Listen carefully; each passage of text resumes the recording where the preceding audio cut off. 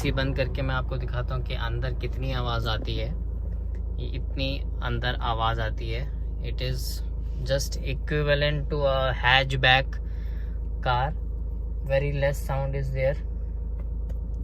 If I raise the car, this much sound is there. So very less sound. तो AC के buttons दिए गए हैं. This is the AC. If we switch on the AC, this will blow the air, and if we have to switch on the rear AC, we have to press this button and rear AC will work. So it has got a airplane like AC for the rear passengers.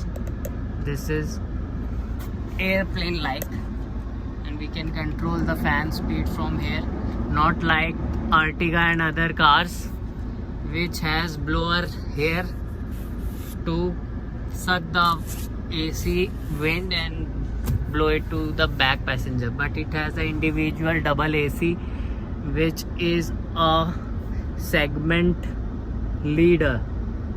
It has diffused and direct function. Diffuse, those who doesn't like direct air, for them there is a diffuse button, and for those who like a blow on their face or any part of the body, they will switch this button to direct. Okay, so adjustable headrest in all the seats. 1 2 3 4 5 6 adjustable headrest are there, and this is the interior part of this car. अगर मैं बताऊं इस car के बारे में कि अभी तक मेरे को कैसा एक्सपीरियंस रहा है, तो इस कार ने मुझे 28 तक का एवरेज दिया है लॉन्ग रूट्स पे. मेरा जो यहाँ देहरादून से दिल्ली, लखनऊ यहाँ पे आना जाना लगा रहता है बिजनेस के लिए, तो ये है. अब हम पीछे जाके कुछ बात कर लेते हैं. So this is the space we get behind. So this much space is there. You can see how much space, as this seat is not pulled all the way behind, फिर भी हमारे पास इतनी ज़्यादा स्पेस यहाँ पे दिया गया है. This seat is all the way behind.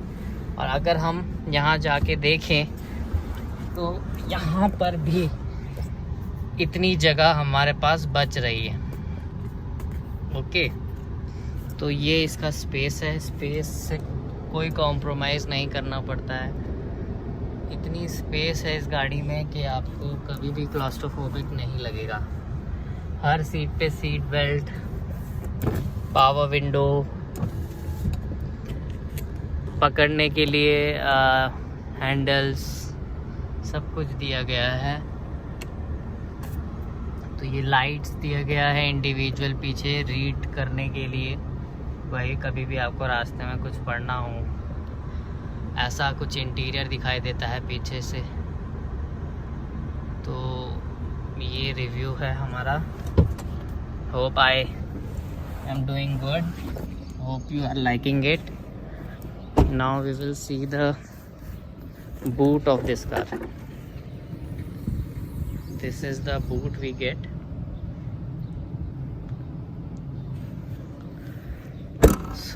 Back wiper is present in this car. This is the top model which I have bought. This is the rear view mirror of this car. Alloy wheels, 16-inch alloy wheels. Projector headlamps. This is the sound from the outside. Fog lamps are there. Everything which you need in the car is present inside this car. So this is my ownership experience as well as the review. अभी हम जैसे इसको compare करते हैं Ertiga से और 27 लाख की Innova से हम इसको इनोवा क्रिस्टा से कंपेयर करते हैं, तो मैं ये कहूँगा कि मारुति अर्टिगा और जो XL6 है शायद उसका नाम, जो उसका टॉप मॉडल आता है, उससे ये बहुत बड़ी दिखती है।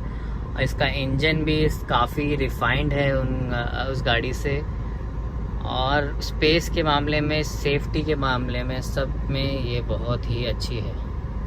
क्योंकि उसमें अभी पेट्रोल इंजन आता है, इसमें डीजल इंजन आता है। तो डीजल, बड़ी गाड़ियों में डीजल इंजन ही सक्सेसफुल रहता है, क्योंकि लोड, गाड़ी का वेट इतना होता है कि पेट्रोल इंजन से वो परफॉर्मेंस कम, एफिशिएंसी नहीं निकल पाती है। तो आजकल मैं देख रहा हूँ इस गाड़ी का जो सेल्स है वो इतना ज़्यादा नहीं हो पा रही है, क्योंकि लोग आजकल मारुति या इनोवा ही ज़्यादा ले रहे हैं। इसके पीछे बिहाइंड मुझे जो नज़र आता है कि लोगों को ठीक तरीके से एडवर्टाइज़ नहीं कर पाई है महिंद्रा मराज़ो को। और दूसरा, जो लॉकडाउन आ गया इसके लॉन्च के बाद, वो भी बहुत बड़ा रीज़न है। और तीसरा, ये एक ऐसे प्राइस ब्रैकेट में आती है जहाँ पे क्रेटा, सेल्टॉस वगैरह भी लोग ऑप्ट कर लेते हैं, तो इस वजह से इसकी सेल्स कम आ रही है। वरना इसमें हर वो चीज़ दी गई है जो कि आसानी से मारुति अर्टिगा XL6 या इनोवा को या बहुत ही हैंड्स डाउन compete कर सकती है। क्योंकि इसका एवरेज, इसके silent engine, performance, features, looks सब ही बहुत अच्छा है। अर्टिगा की तरह छोटी नहीं दिखती है और इनोवा की तरह ज़्यादा आवाज़, ट्रक जैसे आवाज़ नहीं करती है। बहुत ही कॉम्पैक्ट गाड़ी है, बहुत ही चलाने में इसको बिल्कुल कार लाइक फील आता है। बहुत ही हल्का इसका स्टीयरिंग है। अगर मैं अपनी छोटी गाड़ी स्विफ्ट से कंपेयर करूं, उससे भी हल्का स्टीयरिंग मुझे इसका लगता है। ये मेरे फादर साहब भी चलाते हैं, बहुत आसानी से उनको चलाया जाता है, क्योंकि इसकी जो सीटिंग हाइट है, आप देख रहे होंगे, सीटिंग हाइट इतनी ज़्यादा है कि उनको सारी विजिबिलिटी बहुत अच्छी आती है। इसका जो मिरर है, पीछे की सारी चीज़ों को बहुत ही आसानी से उनको दिखा देता है। बहुत बड़े बड़े मिरर्स दिए गए हैं इसमें। तो hope you like it, hope you like my